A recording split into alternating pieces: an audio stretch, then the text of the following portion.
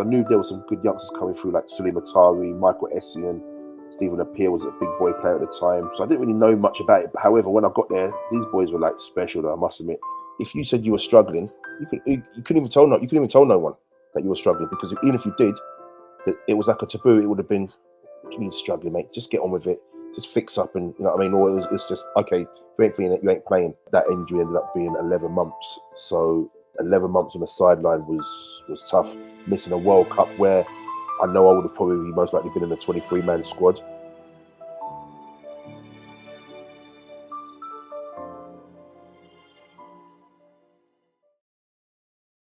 Welcome back to Sporthawk. Today, I am absolutely delighted to be joined by a Brentford Hall of Famer. He went from non-league football to international football with Ghana, played for clubs like Brentford, Brighton, Reading, and Sheffield Wednesday. And today, we're going to be breaking down his career, looking at the highs, the lows, the highlights, everything in between, and really just breaking down the human side of the game that most fans like us don't really get to see. So welcome to the show, Lloyd Owusu. How you doing, mate? Yeah, hi H, how are you? Thanks for having me on. Yeah, it's an absolute pleasure, mate. Thank you for coming on. Let's start off with your career in the youth academy at Slough. Let's go back there. Take us back to what it was like. Did you really think at that point that you were going to go on and play for Ghana? To be fair, pal, that was never my thought process, to be able to say I'm going to play for my motherland in years to come ahead. But for me, football was always a love. However, I started off doing athletics first. I was more really into my athletics than football. I mean, I started playing football as a young junior at the age of 10. My local Slough team, we were called Britwell Devils at the time. Had a few years with them, and then the same team sort of stayed together. Then we went to a team called Crusaders, and a lot of us, for about a 4-year period, a lot of us all stayed together. And then from there, football started to take its love for me. I was about 14, 15, and I was playing for Crusaders. And then luckily I got spotted to go and trial for Crystal Palace for the School of Excellence. So luckily for myself, I made it with one of my close friends, Gary Byrne, and we had a year experience there. And obviously when it comes to the crunch time for retention the following year, unfortunately didn't get the retention. So just went back to Slough Town and didn't look back from there. What did not making it in the Crystal Palace Academy teach you about football? The way I was brought up, to be fair, I was brought up with a lot of resilience anyway, and always believing in yourself. So having that bit of rejection from a young age was probably a good thing, because it made me probably more hungry to succeed. And obviously I did in the end. So when I look back at that part of my career as a 14, 15-year-old boy, getting that rejection from Crystal Palace to say, oh, you're not, unfortunately not good enough, it just made me strive to become the player that I ended up being. Was that a surprise to you when they said that, or were you kind of expecting it by the end of the year? Yeah, you know what, it was one of them ones. When I was that age, because I was always a confident kind of guy, but I was quite shy in that surrounding, because it was like a professional club, and I've never obviously been in front of that. And obviously the players there were, to be fair, a lot of them were very technically good. I even remember there was a few members, a guy called Stephen Hughes was playing for Arsenal back in the day. I mean, he was same age as me, but he was that good. He was training with the year above us, so I was sort of a bit shy in training. So I didn't really come out of my shell. So I think that's because they knew I could score, they knew I could control a ball or hold up a ball, but I didn't really show enough in trainings to say, yeah, this is what I'm all about. Because I was just in that shy mode. So it's a bit unfortunate, but it is what it was.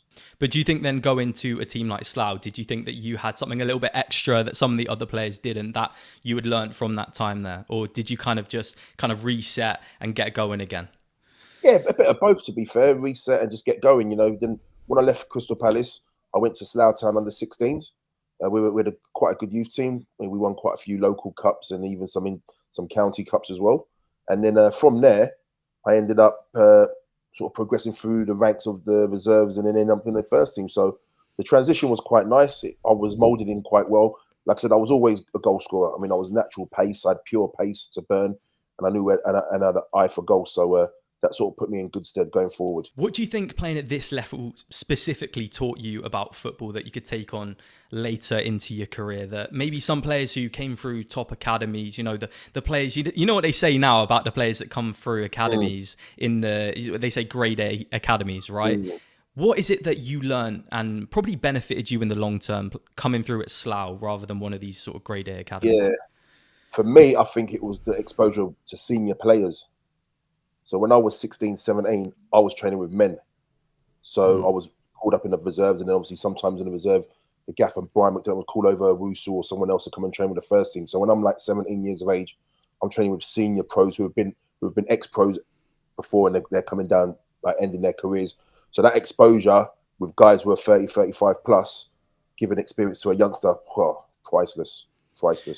Do you think that that was a steep learning curve for you, or did you kind of enjoy that physicality that came with the non-league football? Because I know, especially, that's what they say about these lower league teams, is that, okay, yes, it's not quite as technically proficient as some of the top leagues, but actually the physicality is really hard for some players to deal with. Yeah, definitely. For me, like I said, I was always a kind of strong kind of player. I was always big for my age. So, and like I said, when you've got pace can beat anyone. It doesn't matter what age they are. So for me, because I knew I had the pace, I could get in behind players. Also, I handled myself well as well. I was up there with the big boys, you know what I mean, holding up the ball and showing my natural strength. So I think that put me in good stead with men. And yeah, they were just and also on the flip side, they were teaching me how to even hold up the ball better. I was getting that exposure, I was getting that experience from guys who've been there and done it. So you can't buy that. What was it that kind of pushed you to go and get a pro contract? At that stage where you were playing in non-league, did you kind of feel like you were at the top of that level when you could move on? Or was it someone who spoke to you and sort of said, you know what, actually, you're doing a really good job here, you can look upwards a little bit? Yeah, it's a great thing. That's a great sort of scenario there where you've just said there. Because when I was at Slough Town, obviously I was in the reserves progressing in the first team training. And there's a guy called Danny Bailey, ended up being my mentor long term, and even to this still day now. So he came from, I think he'd come from Exeter at the time. It'd been a good pro over the years, senior pro, he was about 35. And we had a training session. And then after in the change rooms, he came up to me, and I hadn't even spoken to him in the training session as well. He came up to me and said, "Think about you, son. You've got something about you." And ever since that day, I just cuffed to him, and then he just took me from strength to strength, and he was just my mentor all the way through. And yeah, he progressed me through, and then how I ended up being a pro was a lot of it was through him with regards to the extra training that I was doing. So for example, once I got into the first team of Slough Town, he said to me, "If you want to be a pro, you've got to train like a pro." So these pros train every day, where I was only training 2 nights a week with Slough Town. So even after games on a Saturday, I'd go up to Walthamstow on a Sunday with Dan, train 4 or 5 hours with him, football, bike riding, swimming, technical stuff.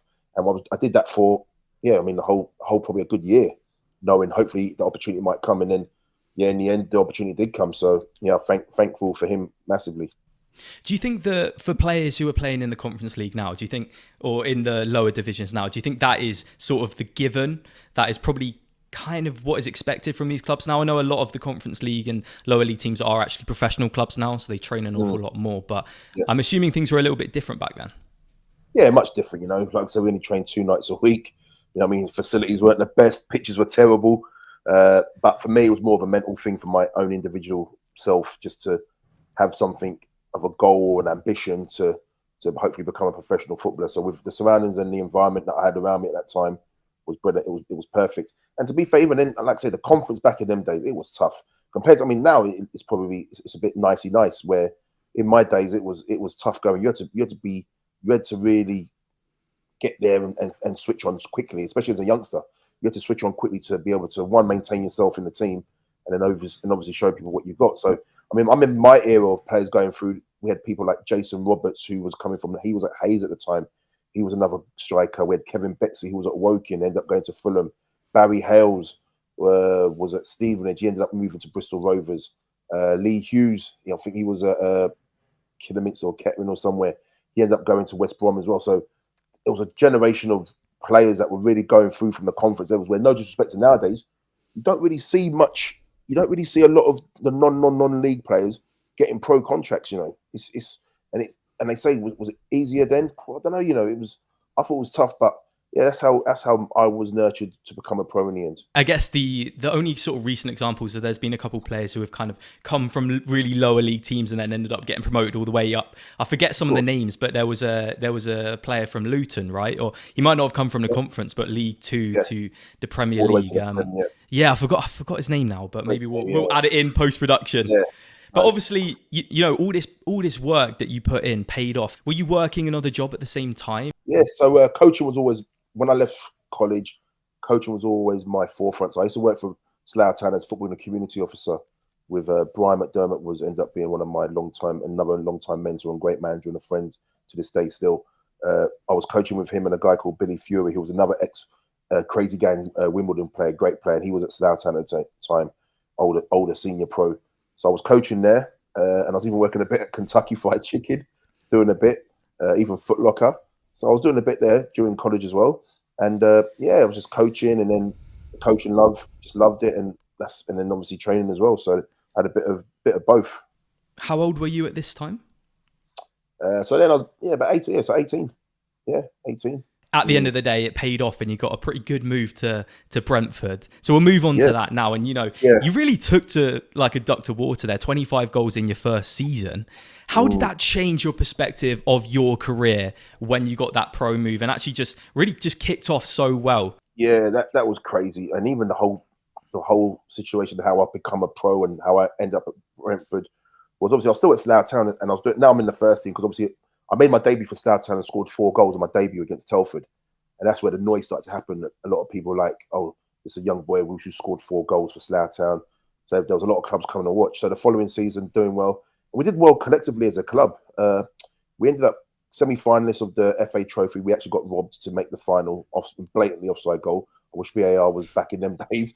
Haven't forgotten that one. Yeah, we haven't forgotten that one for sure. And then we ended up like 4th or 5th in the league. But we did really well collectively as a team. However, the conference changed the criteria of the stadiums. So what happened was with Slough Town, the chairman, he deemed that our stadium was okay. So he wasn't going to spend extra money to get extra seats in. So Slough Town actually ended up getting demoted into, they got demoted like 3 or 4 divisions lower. So as a youngster who's on the cusp of trying to become a professional, just play at a higher level, we were like, hold on, that's not fair. We've just signed, all us youngsters have signed 2-year deals. I'm not going to go and play in the league like 2-3 leagues below that I'm already in. So fair play to Brian McDermott. He started spreading the word around. He's got some 3 or 4 youngsters at Slough Town who are looking to either stay in the conference or even get in the pro game. So he ended sending me to. I went to Walsall on trial, and at the time they were like League One, the League One like as it is now, like Division 2 at the time. So I'm like, gee, he told me I was going like, gee, I'm going to Walsall. Like, imagine a young. I was 21 then. And I'm thinking, oh, sugar, I've never been around this professional environment before. So I had a month at Walsall. It was a 1-month trial. So obviously, as you can imagine, so nervous going there. You know what I mean? From Slough Town to seeing these guys who I saw in the at Wembley finals before, and you know what I mean, playoff finals, etc. And I got to the change rooms, like I was actually bricking it. I was actually so nervous. First training session was baggy, just a bag of nerves. Sort of slowly started to get into it. A few of the boys tried to help me out, guys called Michael Ricketts and Clive Pat. They were young pros, but they were really good for me as well. They sort of nurtured me and helped me on as well. But yeah, I was getting there, and in 2 weeks, now I'm getting into the groove of the training. A week going the second week, and then the second week when I'm there, I get a phone call from Brian. He says, "Oh, Lloyd, where are you?" I said, "Just on my way into training." He said, "Oh, I've just sold you." So I said, "What do you mean you sold me?" He said, "I've just sold you to Brentford for 25,000." I'm like, "Serious, Gaffer?" He goes, "Yeah." He goes, "Just go and tell Ray Graydon that thank you for the opportunity, but obviously you've got an opportunity now." So I went to see Ray Graydon. I said, "Oh, boss, I heard that you probably heard that Brentford." He goes, "Look, you're doing okay here. We wanted to see you for another couple of weeks. However, if you've got an opportunity, you've got to take it." So I was like, "Thank you." So I drove straight away down the motorway, met Brian at the airport, and then I had an agent at the time, met up with him to sort out the deal with Ron Nodes, may rest in peace, and Ray Lewington. So the team, Brentford was actually on their way to pre-season training in La Manga. And so imagine, as you can imagine, I was at Slough Town like on 100, I think I was only on like £50 a week or something, and like £30 a goal or something. So Ron Nodes is sitting there, he goes, "This is a contract, 3-year contract." And I'm like, wow, 3 years. I looked at it, wow, £350 a week, sign on fee, goal bonus. I was like, wow, this is brilliant. And then the agent I had at the time, he was like, "No, we're not signing." I'm like, "What?" He says, "No, we're not signing this. This offer is derisory. My client deserves better than this." I'm like, in my head, I'm thinking, I don't care if it's £50 a week. Man's getting a professional contract. You know what I mean? I want to take it. He goes, "No, you're not signing it." So I was like, "No, Landry, I need to." He goes, "You're not signing." So I called up my mentor, Danny Bailey. I said, "Dan, Landry's about to jeopardize his deal. If not, Ron knows they're going to leave and they're going to the man without signing me." So Landry spoke to Danny. Danny just told him, and then he ended up agreeing. So end up signing a deal with Ron Nodes and Brentford. And then I got rid of that agent in the end after that. And then, yeah, the rest is, as you say, the rest is history. I think I'm right in saying Brentford was the division below Walsall at that time. So what would be League Two now? I'm right in saying? League Two now, correct. But it's still a pretty big jump. I mean, one thing that I kind of picked up from you there is that, you know, moving out of London probably was a bit of a shock to the system. And I know you've done a lot of travelling around in your career, and we'll get onto that. But I suppose at least Brentford being, I suppose, that division below Walsall, you kind of had a little bit of a taster of what League One, or I think Division Two at that time, was like. And coming down into Brentford, it's still a pretty big step up, but you're a little bit closer to home. Once you started scoring in that season, was there an expectation that grew from the fans that you could physically sort of feel when you started going onto the pitch? Yeah. And the thing was, my first expectation wasn't even expected to be playing. I was expecting to go in the reserves, apply my trade, learn, get the odd occasion called up to the first team and take it from there. But like you said before, I ended up playing 56 games, every game that season, 25 goals. And it was just, I was just scoring for fun. And it was a Roy of the Rovers stuff, but everything just seemed to be going right for me on and off the pitch. So it was just a dream come true for me. How do you start balancing that joy of actually playing professional football, getting paid a decent wage, you're happy, you're in a city that you're used to? How do you manage that joy with the growing expectation of, okay, actually now when I'm going on the pitch, I'm the one who's the leader, I'm the one that needs to go and score the goals? Yeah, work ethic. It was just me. My commitment on the pitch, regardless of if I was playing well or not, I'd always give 110%. And I think that's what the fans loved. You know what I mean? They just saw Owusu would just work hard and score goals regardless. And if I wasn't scoring goals, I was still working hard. So I think that gave me a great balance with the fans and my teammates as well. So it just worked really well for me. Did you always feel a certain connection, a sort of special connection with the Brentford fans? Oh, massive. They were top draw. And for me, so I've always said it's all about the fans, because if it wasn't for the fans, us players wouldn't get paid. So I always respected fans. And out of all my clubs I went to, whether I'd highs there or lows there, I always respected the fans and appreciated if they want to take photos, sign autographs. Always got time for them, because they were the ones who really gave the joy. And when you score a goal, they're the ones who will shout out your name. You get that adulation from them, and it was a great feeling. So the Brentford fans, they know even to this day, 25, 30 years onwards, they know that Lloyd Owusu still lies well in their hearts, you know. So there's a special connection between fans and a striker. I think fans are just naturally gravitated towards strikers. There's been players, so for example, as a Saints fan, you know, we've had a lot of cult heroes, Rudy Scatchell, Jose Font, you know, people who were great footballers, but maybe not at the top level. I mean, Jose Font did do some great things with Portugal and Lille, but there's players in there that you remember: Ricky Lambert, Gabbiadini, Danny Ings, someone who can come in and actually just start scoring goals. That must have been a pretty special feeling to feel that at Brentford. Oh yeah, because like I said, every time I scored, like I say, they were shouting at my name, and then they started raising a roof, and that became a tradition and a cult following. It was just brilliant. How did it feel to get promoted with Brentford as well? Just the way it happened. I mean, it happened last game. However, we were already promoted ourselves and Cambridge, and I think it was Scunthorpe as well. I think they ended up third, but it was winner takes all last game of the season. Whoever won that game won the league.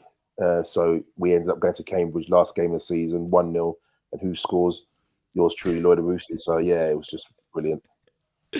Obviously, it's clear that your admiration for Brentford and their fans is there, and it's still there years later. But eventually, it was time for you to move on in your career, and you went to clubs like Sheffield Wednesday and Reading, who were the division above Brentford at that time. I'm right in saying?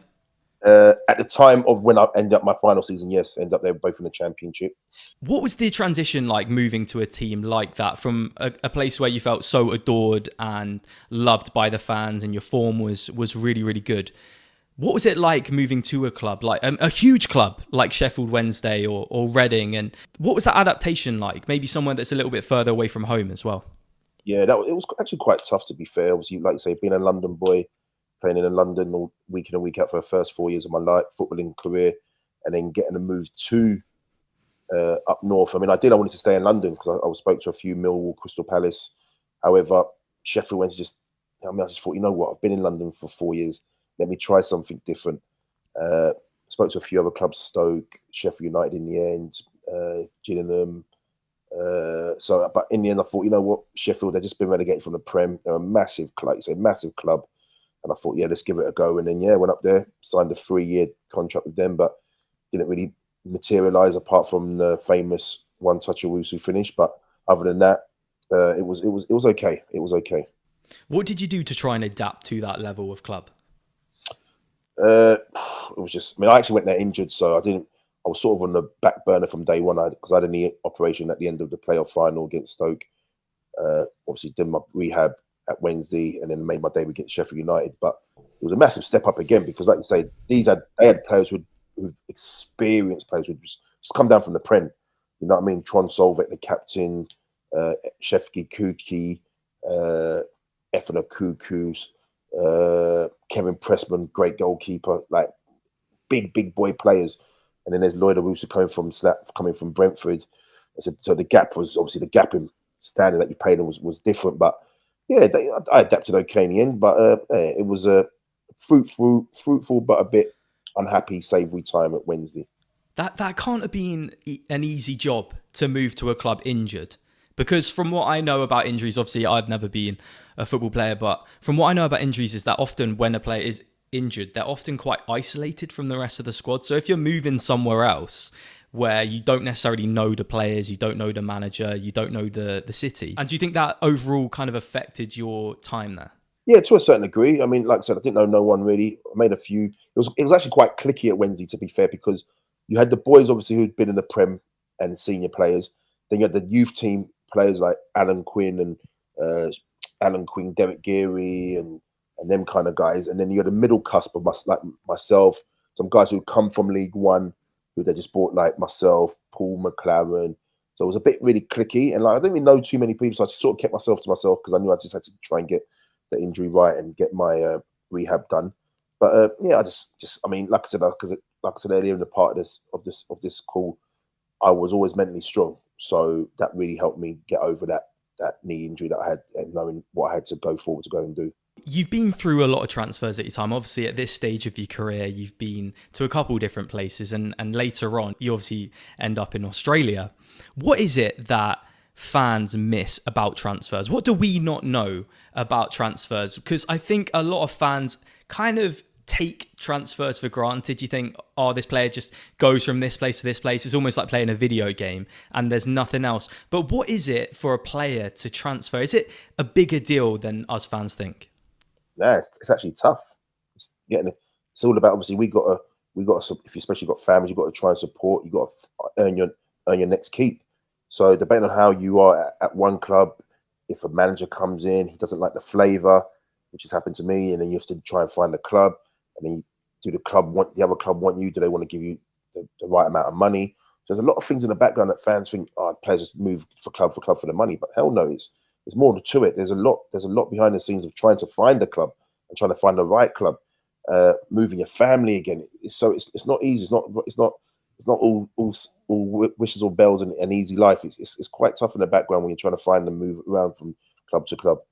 When you were looking for a new club, what sort of things would you identify as somewhere that you would like to go?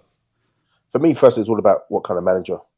I've always been the kind of player who needs that man manager who can really get the best out of me. So obviously when I ended up leaving Sheffield Wednesday, prime example, I went to Reading. And the reason I went to Reading was because of my great relationship I had with Steve Coppell my last year at Brentford.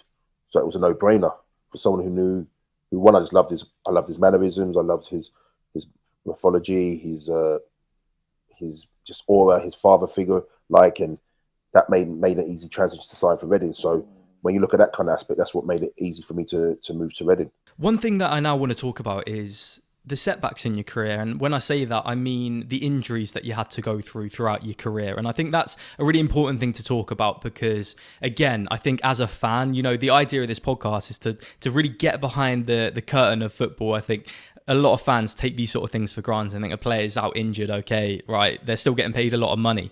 What is it like to be injured? And can you give me an example of when you went through an injury and what it did to you mentally? Yeah, it was lonely. So you're in a lonely place, H. I tell you, like for me, my main one, that's a great question because my biggest one was the one just before the World Cup, 2006 for Ghana. Flying for Brentford, absolutely flying under Martin Allen. With DJ Campbell, me and him up front, we're just scoring goals, setting each other up. The team was flying. And then unfortunately for myself, I got injured in a friendly game for Ghana.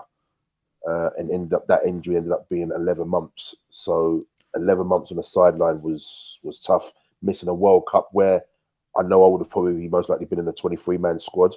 Because even a coach said to me, the way you were playing that night, you would have been in the squad. I went to Germany, luckily, to watch a few games, which was nice. However, when you know that you could have been there, you know what I mean? It hurts you. But again, like I said, I go back to the mental side. I had my good family around me, had some really good friends. The club was good with my rehab. But again, you are on your own. You're still on your own. You know what I mean? You're going to training, you're looking out the window. The boys are all on the pitch laughing and joking, and you're just on the treadmill, on the bike, doing your rehab. And then they all go home. You're still there. So them kind of times were tough. But again, I got through it really well. That must have been almost like a double, triple whammy, you know, with it being for Ghana, the World Cup, and such a long injury as well. Was there ever a time, I know you're extremely mentally strong and very, very motivated. What was it in that time that stopped you from thinking, do you know what, this is too much. I've spent so much time not playing. I'm out of it. What was it that pushed you through in those moments? I just know I've still got life left in the legs, you know. That's my goal, always want to be a professional. Because I think I was 28 when that injury happened. You know what I mean? I'm coming to my prime. So, you know what I mean? They say your prime's 28 to 32. So I'm still in my prime. So I need to be getting back to fitness to fulfill my ambition of playing football as long as I can. So that was on the forefront for me, just making sure I did everything right and knowing that I could come back. However, I knew it was going to be tough because obviously when you're out for such a long time, you sort of you lose a bit of everything. You know, you lose obviously your fitness. You sort of get forgotten to a certain degree. You know, people forget you haven't done nothing for a year, so it's like wow. So it's about trying to get back and showing people that Lloyd Owusu can still score goals. So it was tough, but like I said, I got through it. After such a long absence, then what was it like when you first came back? Were you nervous? Were you worried it was going to happen again, or were you just excited to get going? No, very nervous because the injury was. I was never the same after that. I was never the same. What was the injury? I ruptured my hip flexor, adductor magnus. I ripped it off the bone completely.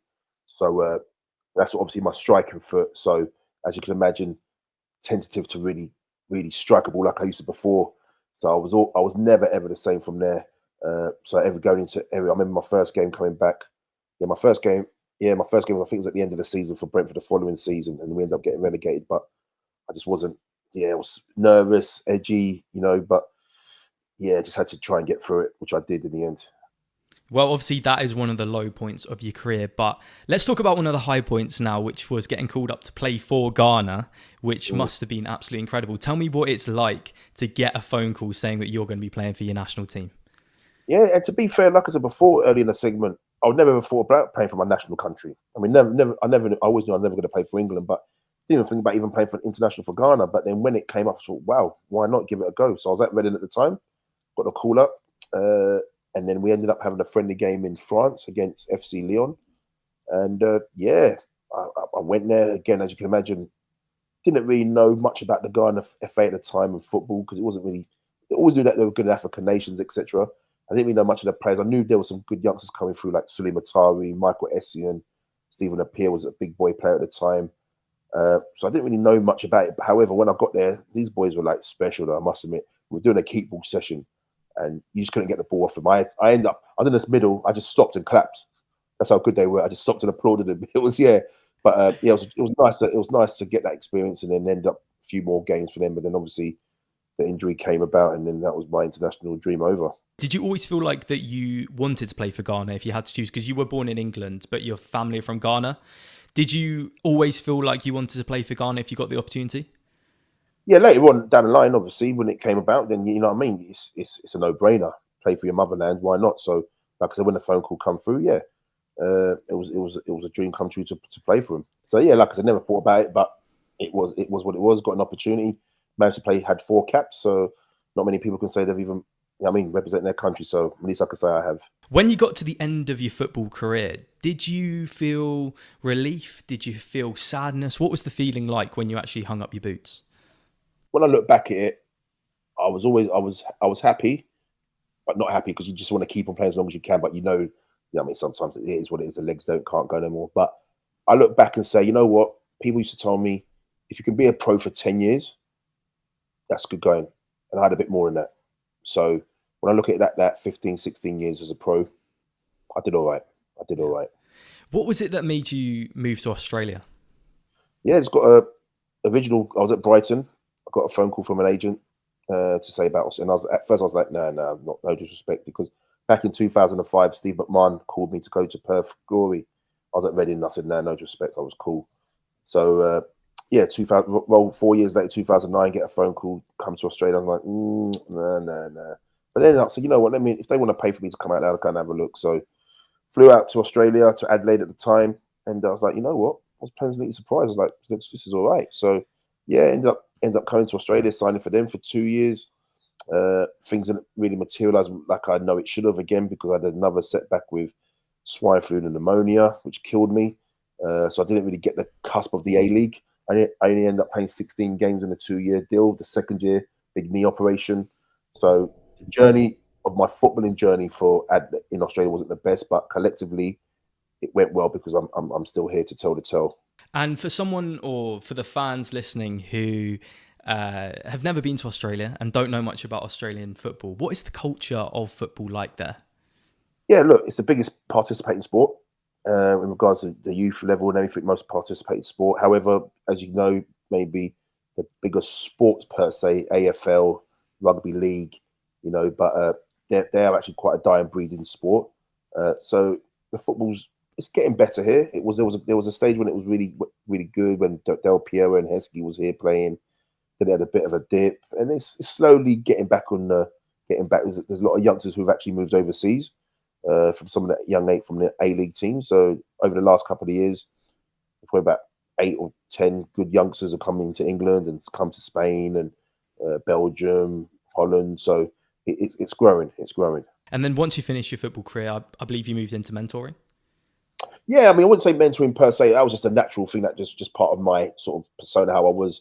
I went more into the coaching, and as you can say coaching is still mentoring because you're still teaching, you know.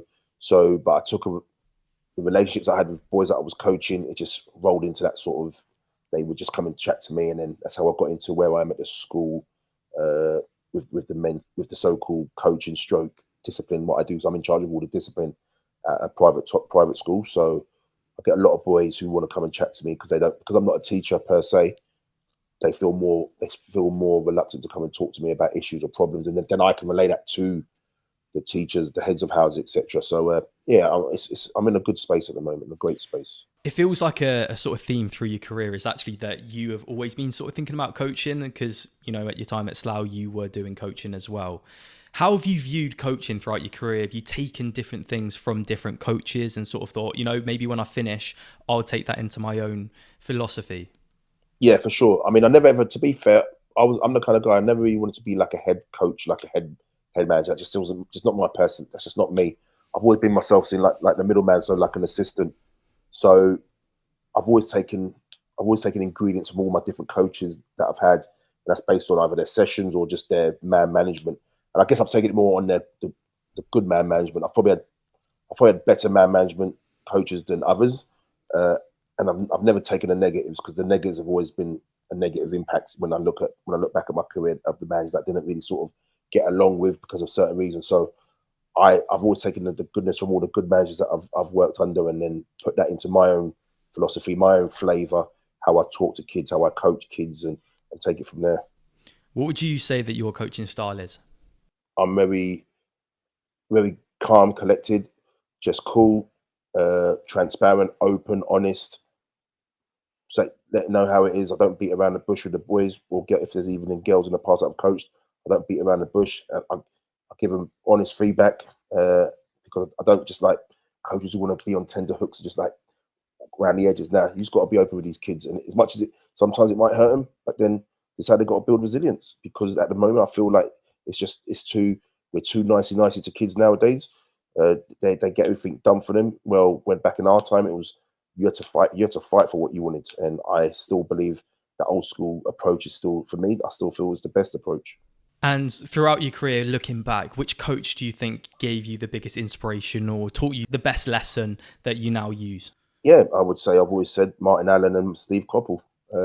Steve, the gaffer, because of his man management, his calmness, his persona, his love for his players. And then Martin Allen, although he was mad dog and some of the crazy stuff he did, me and him had a real love-hate relationship. However, it was getting the best out of all the players, what he wanted to do. It was tough love, but it was love that is there to get results, and appreciate that for what he's done with both gaffers, to be fair, over my career. One thing that I really want to talk to you about as well is some of the things that we don't see as fans, and I think is still an issue today. And I've heard some of your talks and things that you've spoken about in the past. It's just vulnerability in football, and I don't think that we are at a stage now where footballers are able to be very, very vulnerable at all still. And I think in the 21st century, that's surprising. Why do you think that there is still such a hidden culture around vulnerability in football? It's like a taboo, isn't it? I mean, I look back at the times in my career where, luckily nowadays, it's very open about being mental health, etc. So I'm glad that players are getting help over the last, 5 to 10 years. People have really opened up, and there's been a lot of help. Where back in our day, if you said you were struggling, you couldn't even tell no one that you were struggling, because even if you did, it was like a taboo. It would have been, what do you mean struggling, mate? Just get on with it. Just fix up, and you know what I mean. Or it's just, okay, if you ain't feeling it, you ain't playing. So I'm glad over the years that people have come out, and I wish that more, and I hope that more players come up and say they're struggling and can they get help, because as men as general, for a man to ask for help, it's a difficult thing, a very difficult thing. But they need to know out there, youngsters now as well, you need to know there's people out there who are ready to help you. So be open, be transparent, and you'll get over that little bump in the road, as I say. And what would you tell a young player or an academy player who is battling with these pressures? Because I know, especially now, there is a lot of pressure on young players, especially coming through academies. Yes, okay, we say that for them it is a lot better, and the facilities, and I'm sure a lot of them are getting paid as well. But there is almost even more pressure now on them once you factor in how much their parents have to put in to take them to games and every single weekend and travel around the country. What would you say to a young player who is silently battling with that anxiety or pressure? Yeah, I would honestly say they've just got to try and be open. They've got to see who they can trust, whether it's going to be a teammate, whether it's going to be a coach, whether it's going to be their parents, brother, sister. Just to come out. Don't be shy, because the more and more you bottle it in, it's going to hamper your career. It's going to hamper your career. So they need to be open, and once they let it off their chest, off their shoulders, as they say, the release they'll feel, and you'll see, I'm sure, their performances will grow. It's surprising on how much pressure is under these players on 12 years old, and there is clear that there is actually issues with anxiety for these players, because they want to be footballers so badly, and there's so many talented players now in academies. So if players, older players, experienced players, are able to come out and speak about their feelings and the pressures in the football world, I think that can only be a net benefit for everyone, especially in a male-dominated industry where mental health for men is notoriously bad. Definitely, and I'm hoping that a lot of the clubs are actually guiding these youngsters with education, while even when they're at that young age, let them know the pitfalls. You know what I mean? You got to put the seed in their head early, because, as you know, not every kid's going to be a pro. So when that message after the end of the season, you don't get that retention letter, these kids, they've had some guidance experience in the background before. You know, if I don't get it, this is what I haven't got it because of X, Y, Z. At least I've been guided, I've been educated on. You know what I mean? It is what it is. I just move on. I'll kick on again. I'll try again. Where if they don't have nothing and they just get it, like you said, that's when it goes, oh, sugar, what do I do? So I hope clubs are really helping out these youngsters. What is the cost of football for a footballer, for someone like yourself who, like we say, has moved around so many different clubs, played for so many different teams in different countries? What is something that has, you have sacrificed, which maybe people wouldn't expect? Yeah, I mean, especially when I was younger, when I was becoming a pro, and especially then, even in semi-professional level, because it was semi-pro, you could probably get away with not doing X, Y, Z. But there was times when my boys were all going out and about, but I would just be like, nah, I'm staying in. I've got a game next day. I've got training, so I wouldn't go out. So you sacrifice things like going to parties. You know what I mean? I remember back in my days, it was 21st and 18s at the time a lot. But I'll just make sure I go out at the right times, do the right things, sacrifice, never a drinker, sacrifice that.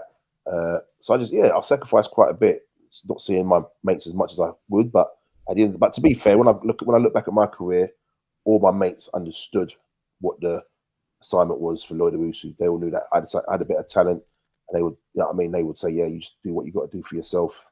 Sometimes just having the wrong people around you can quite easily stray you off in the wrong direction. I've listened to a podcast with Callum Wilson, and he talked about that and how he was very close to going down the wrong direction. So it's fantastic to hear that you actually had a strong support network, especially with your friends as well. Yeah, funny. I mean, like you say that as well. I mean, I had some. Don't get me wrong. I had some naughty boys who were like they ended up doing time. A lot of them have done some. I'm talking like long jail time for robberies and in Slough and stuff. But even them guys were the ones who were like, nah, Lloyd, because you got something about here. You know what I mean? And even I remember, even a couple of years back, I was one of my boys who came out, and I obviously haven't even seen him for all the years because I've been over here when he came out of prison, and he contacted me, goes, I remember when I was inside, I would watch the TV, see you, and I was telling my boys in the prison, that's my boy from school, blah blah. So you know what I mean? That made me feel good as well. So I could have been, I mean, like, not that I would have sort of gone that way, but I could have because of influence. But however, my naughty boys were actually quite good. They actually were like, no, you're not doing the wrongs that we're doing. You got something about you. So that was also good from them. All that sacrifice, I guess, at the end of the day did pay off. What's a moment that you'll never forget just because of what it meant to you personally? Just getting that first contract, that first professional contract, sitting there at Heathrow Airport, although it nearly never happened. But yeah, when it got decided that I'm going to sign, and one of those says, yeah, here's 3 years as a professional footballer. Just a joy, just a dream come true. Just, you've been grafting for this all these years, and then it gets there on the table. It's like, yeah, I've made it, but I've still got a lot to do to really make it. So that was probably the real joy. Danny Bailey was my mentor. He looked after me, priceless, helped me through my years of my professional career, and even to this day, I still talk to him now. Do you have a club that you look back on besides Brentford that you feel like you really connected with? Yeah, Brighton. I only went there for 2-month loan. There was 8 points adrift from relegation. It looks like they were going down. I went there 15 games, 14 games, 7 goals, saved us from going down. And the fans were brilliant. I mean, because yeah, they were brilliant, and just the team camaraderie as well with them boys as well was really good. So I would say Brighton would definitely be up there. And although my time at Adelaide United wasn't the best, just collectively with the guys in that change were really good. So I had some great experience there. Yeah, well, Lloyd, you had an amazing career. Was it 500, just on memory, 580 games, 220 goals? Something like that? Yeah. Well, I mean, that's a pretty good record. And if you are to take that experience into the future, then what is an advice that you would give to a young striker who is looking to go professional today? Yeah, so for me, I always tell kids, you just got that ball. The ball and a wall's got to be your best friend. A ball and a wall's got to be your best friend. You've got to take time and just get a wall, get a ball, just bang up against the wall, bang, control, touch, move the ball, move. Do that, work on your fitness, just keep working hard, enjoy it, play with a smile on your face as well. Play with a smile, don't just play happy, just play free. Just enjoy what you're doing, and hopefully your dreams can come true. And in years from now, when people are talking about Lloyd Owusu, when Brentford fans think about the days where you got promoted, what would you like those people to say when they think about you? I would want the Brentford fans to say Owusu was diehard. He wore his heart on his sleeve. He gave every single inch of himself in every game he played, ran himself into the ground, and he obviously knew how to score a goal. So I would like them to think of me as someone who just did everything. And like I said, for me, it was all for them anyway. So yeah, that's how I'd like them to think about me. Yeah, well, I think that's an absolutely fantastic place to finish. So, Lloyd, thank you so much for your honesty, and it's been absolutely fantastic talking to you. Thank you, H. I appreciate it. Appreciate that. Thanks so much for tuning into Sporthawk. All of our podcasts can now be viewed on YouTube, or you can listen to it on the go on Spotify or Apple Podcasts. So if you're there, leave us a 5-star review. It's so helpful to us. And if you're on YouTube, make sure you like and subscribe to the channel so you don't miss any of our other videos. I hope you have an absolutely lovely day, and I'll see you again in another episode. Yes, I'm a vibrant soul. The rhymes and the timing's cold, so cold tip tea, so my sinus flows. Sight tip a whole fruit ripe and cold in the finest bowls. Speak old with the Midas flow, hold the mic secure.